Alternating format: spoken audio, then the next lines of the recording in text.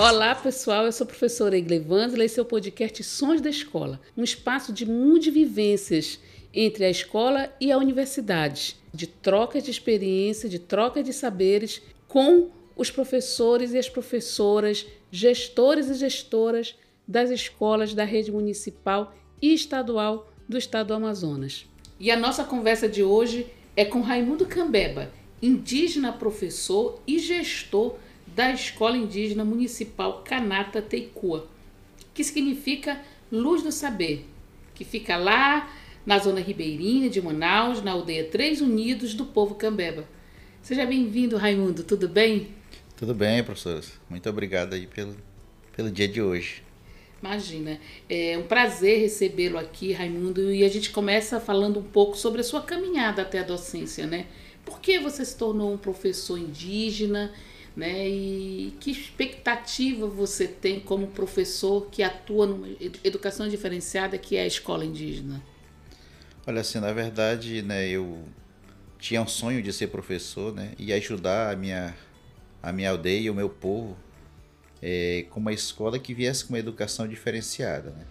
Então, a partir dos 14 anos, eu teve esse pensamento na verdade, esse projeto de educação para que eu fizesse um projeto de revitalização dos conhecimentos tradicionais do meu povo, né?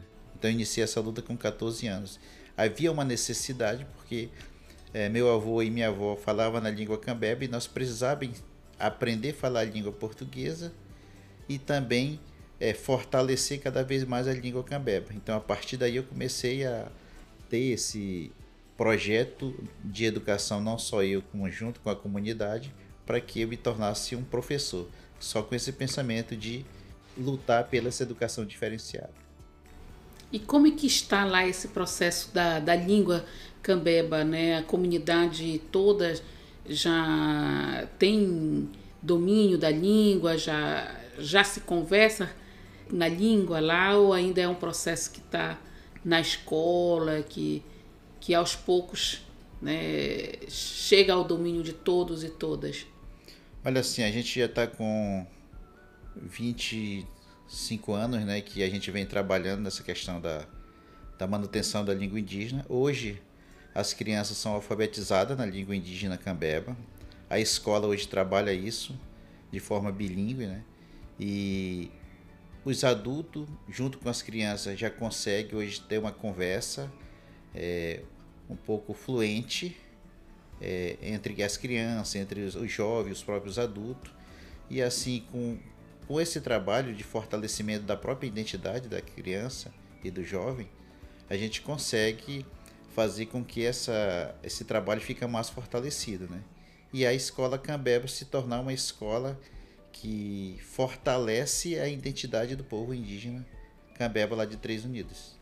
De alguma maneira tu respondeu, mas eu gostaria que tu pudesse falar mais um pouquinho num contexto mesmo das lutas indígenas, né? Como você vê a importância de uma escola indígena diferenciada e intercultural? Você já me respondeu um pouco, mas poderia só ampliar um pouco.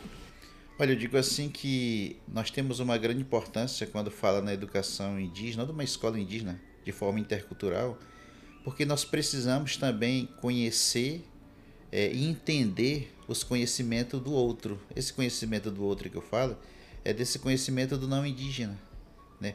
Assim como o não indígena precisa também entender e respeitar e valorizar os conhecimentos indígenas também. E é o que nós fizemos hoje. E hoje o povo indígena, que tem muito contato com o não indígena, ele precisa trabalhar esses conhecimentos tradicionais, esses conhecimentos interculturais. Porque, principalmente a escola, quando eu falo que a escola se trabalha da forma bilíngue, ela não só trabalha a questão da língua portuguesa e da língua indígena, mas também ela trabalha esses conhecimentos, né, interculturais que nós precisamos entender. E é hoje, como as crianças e os nossos adultos hoje precisam entender também sobre a questão da identidade, a valorização da identidade, porque enquanto você não entende e nem valoriza a identidade do seu povo, você também não vai entender o que é uma educação intercultural. Claro. você é um gestor, né, de uma escola indígena. Qual a importância que você imprime, que você dá para a formação continuada dos seus professores e professoras, mas assim, para a própria escola? Como é que você vê isso como gestor? Assim, eu vejo que, primeiro, é de grande importância. Hoje nós temos valorizado nossos conhecimentos tradicionais, mas o conhecimento que vem da academia, que vem da universidade, se torna importante para que também o professor indígena, ou como eu gosto de falar, o indígena professor, ele se torne mais potente, ele se torne mais respeitado e valorizado com as suas formações também na academia. E é isso que nós fazemos hoje lá na escola a partir da educação infantil, fortalecer essa identidade para que a criança valorize os conhecimentos universais e também valorize seus conhecimentos tradicionais. E eu vejo isso que quando eu me tornei a ser professor, eu tinha estudado até o quinto ano. Como eu tinha estudado até o quinto ano, eu vi assim que as pessoas não me valorizavam, não me respeitavam, porque só tinha estudado até o quinto ano. Quando eu concluí o ensino médio, né, começou a melhorar essa parte de valorização. E aí, quando eu cursei Pedagogia Intercultural Indígena aqui pela Universidade, né, do Estado do Amazonas, pela UEA, então viram que o potencial do professor indígena cresceu cada vez mais. E hoje, com essa especialização, eu vejo assim que criou mais esse potencial, não só meu, como dos professores da escola que cursaram também. E hoje a gente vê que nós temos um projeto de educação bem fortalecido e de forma coletiva. Bacana. Essa formação, né, que você está falando, que é esse curso de especialização realizado por meio das oficinas de formação em serviço, ajudou a escola em que? Tu pode falar um pouco sobre isso? Professora, primeiro assim, a comunidade junto com a própria escola, nós tínhamos um projeto de fortalecimento da educação escolar indígena Cambeba. Através do curso, com as oficinas que foi feito, fortaleceu cada vez mais, né, a nossa organização pedagógica, dos nossos professores da escola, e fortaleceu mais a questão da gestão escolar também, que eu me senti mais preparado, mais organizado para trabalhar, principalmente quando se fala da educação escolar indígena, de uma escola indígena que precisa mostrar seu potencial, precisa mostrar para a sociedade não indígena que nós indígenas somos potentes, somos capazes de lutar pelo que nós queremos, né? E esse curso de especialização, com essas oficinas, só veio potencializar isso, né? E eu fico muito feliz porque é um curso que foi ter a escola indígena. Eu digo assim que ficamos muito felizes porque anos atrás era muito difícil um curso de pós-graduação chegar numa escola indígena como chegou a nossa. E quais os aspectos das OPS que foi mais relevante para a escola e também para você enquanto gestor e professor? Assim, eu vejo, professora, que a gente teve lá durante todos esses 2 anos, né? Principalmente que eu achei bem relevante foi a questão das oficinas voltado aos direitos indígenas, da educação escolar indígena, né? Isso é importante para mim. E também o projeto de organização da gestão da escola. Isso também foi muito bom, principalmente na organização da escola indígena. A nossa professora orientadora, Viviane, né, formadora, assim, ela foi muito bem preparada para se trabalhar na questão de como se trabalhar com indígena professor e numa escola indígena também. Então, esses aspectos assim, foi bem relevante, que eu gostei muito e me senti mais preparado, não só eu, quanto os professores da escola. A gente se reunia, se sentava, fazia as conversas e tudo mais. Então, foi um curso que veio preparado para nós fortalecer e se organizar cada vez mais na nossa escola. Como gestor, né, da tua escola, o que é mais desafiante, né? Eu imagino assim, na relação com o macrosistema, com aquele currículo que é prescrito e que o modelo de avaliação que o macrosistema de alguma maneira impõe. né? E de alguma maneira afeta as escolas indígenas. Claro que elas têm autonomia para pensar essas coisas, mas na hora das relações, da burocracia e tudo mais, a gente percebe que há outras estratégias de cobrança, né, em relação ao trabalho da escola. Como é que você vê que é mais desafiante para ti enquanto gestor? Hoje eu vejo assim que o que se torna mais desafiante é que o nosso sistema de ensino, eu digo até mesmo municipal, estadual, federal, ainda não consegue entender ou se entende qual é o papel do gestor de uma escola indígena. Que nem a senhora acabou de falar, a questão de como se fazer o planejamento de uma escola, como o gestor se transforma também em um pedagogo da escola, que é desafiante. Como o próprio gestor da escola indígena, ele é secretário da escola, né? Então a gente acumula três trabalhos ao mesmo tempo, 3 funções ao mesmo tempo. Isso se torna muito desafiador.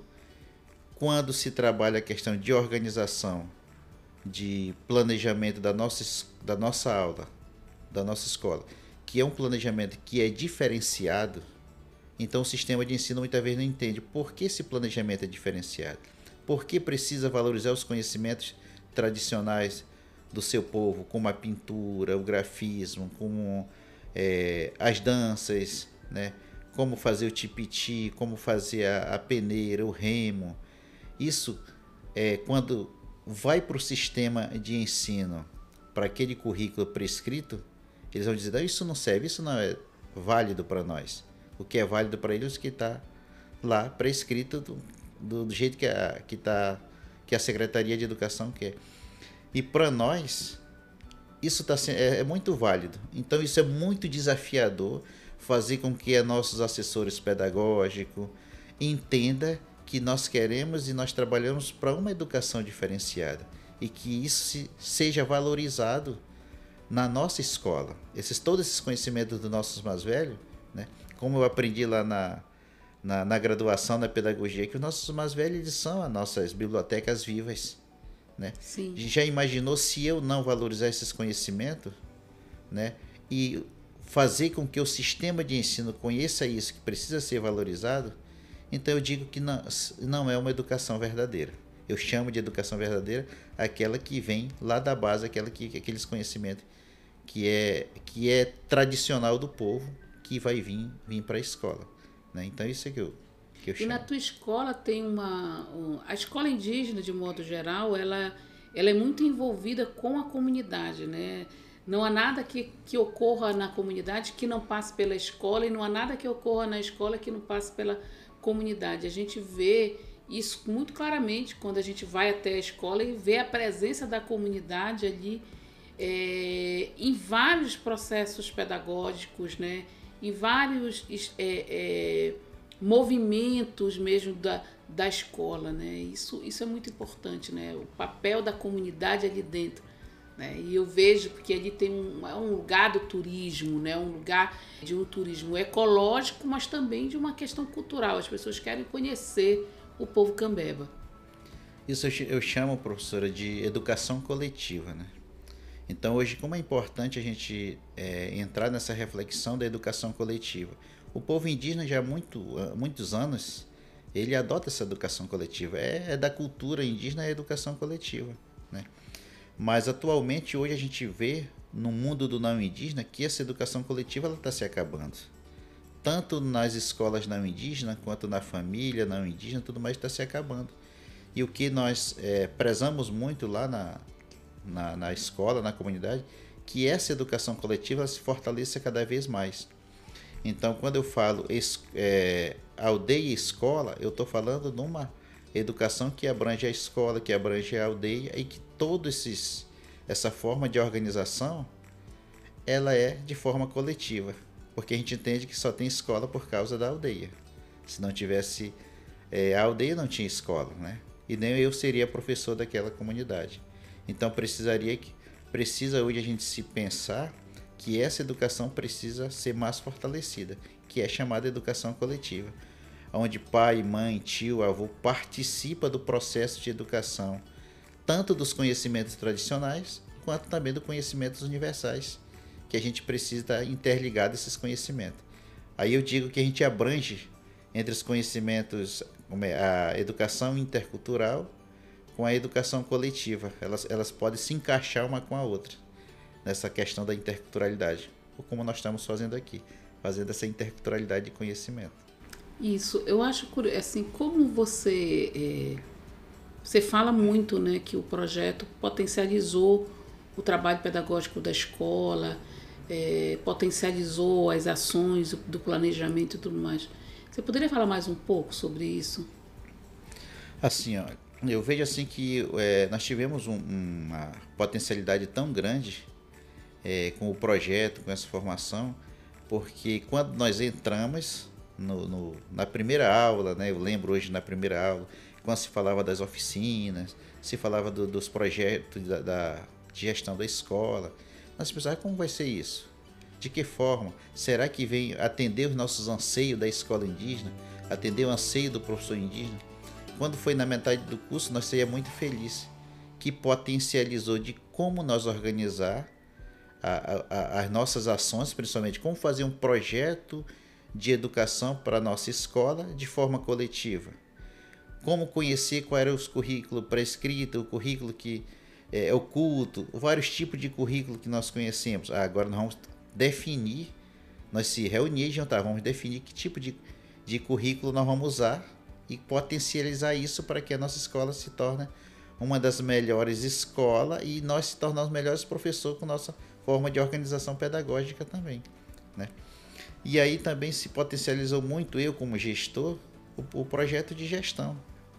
Eu tinha um projeto de gestão, mas mais através que nem os conhecimentos indígenas são, mais na base da oralidade, como vou planejar com o Tuxaua, né, com a minha mãe, que é uma das nossas anciões, mas a partir que veio o projeto, através da especialização, nós colocamos mais de forma organizada, né? A gente conseguiu escrever, trabalhar tudo organizado. E hoje eu tenho aquele projeto, tá lá comigo, o projeto que nós organizamos. Então isso potencializou mais. E qualquer coisa. Até na relação com a CEMED, né? De até com a maneira, relação. porque isso. Quando vão lá fazer assessoramento, vão achar que vão levando alguma coisa. Isso.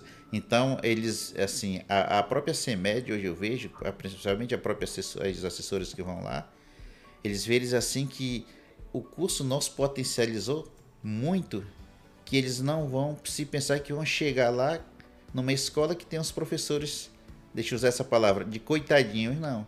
Eles viram que hoje tem professores que são capacitados e professores que têm uma formação boa e que sabem o que quer, sabe que projeto de educação que quer. Então hoje melhorou muito e até mesmo a questão do respeito com nossos professores indígenas. Claro. O que te deixa feliz na escola? Professor, assim, deixo feliz. Primeira coisa, que eu estou terminando, né, essa especialização. Segundo, que os professores da escola também estão finalizando e uns comunitários também. E terceiro é que todo esse curso não serviu só para mim, mas serviu para toda a escola e comunidade. Porque um curso desse sendo realizado na comunidade e tendo uma parceria grande, a UEA, a CEMED e Escola Indígena, isso me deixa muito feliz. Eu estou nesse momento aqui, mas toda a comunidade hoje torce por mim, todos quem participaram desse curso. E que a potencialização da educação escolar indígena na escola Kanata Teikua não é só minha, é de todo o povo cambeba que mora lá. Então, pensando aí no futuro da educação escolar indígena, na escola Kanata Teikua, qual é o teu desejo para o futuro? Hoje, assim, eu tenho um desejo muito grande, é que nossos professores ou outros lideranças que estão lá, né, moradores comunitários, tenha como eu digo assim, tenha um projeto para eles que a própria UEA faça um curso de graduação, como foi essa especialização lá na comunidade também. Quem sabe um dia ter essa parceria e que esse curso seja realizado lá na escola, A Escola Kanata está de braços abertos para receber isso. E a comunidade que tanto precisa, né, de um curso desse de graduação, de um curso desse de pós-graduação, isso é muito bom para a gente lá. Eu sempre digo que a UEA foi na escola indígena, através desse curso de especialização. Muito obrigada, Raimundo, pela tua participação aqui no nosso podcast Sons da Escola, que é esse espaço de vivência da escola, né? Esse lugar de trocas, de experiências e de saberes, mas principalmente, né, um lugar de escuta. Te agradecemos pela tua participação e desejamos assim muito sucesso, que a Escola Kanata Tekua cresça, se multiplique e se torne uma grande referência para o estado do Amazonas e para o Brasil também. Assim, eu que agradeço também, professora, pela oportunidade, né? Agradeço muito por ter sido aluno desse curso de especialização, né? E também me sinto hoje muito feliz, agradeço a UEA, agradeço o CEMED, agradeço a comunidade 3 Unidos, agradeço toda a minha família lá, que a gente sempre está nessa luta de educação coletiva. E assim, para finalizar, eu deixo uma frase bem boa de reflexão, né? Para nós indígenas e não indígenas também, que a frase é assim, que nós indígenas nós precisamos muito do conhecimento do não indígena, assim como o não indígena precisa muito dos nossos conhecimentos indígenas. E se um dia esses dois conhecimentos se juntarem e se respeitarem, aí sim nós vamos ter uma educação muito melhor para se viver, tanto no Brasil quanto no mundo inteiro. Muito bem. E o mundo inteiro precisa muito aprender com os conhecimentos indígenas, que são conhecimentos milenares de uma ciência a mais antiga, talvez, neste planeta, né? E a gente possa realmente fazer esse mundo melhor, como vivem os indígenas, como eles querem mesmo. É isso aí, pessoal. Encerramos mais um podcast. Nos encontramos nas melhores plataformas digitais de podcast do país. Até mais!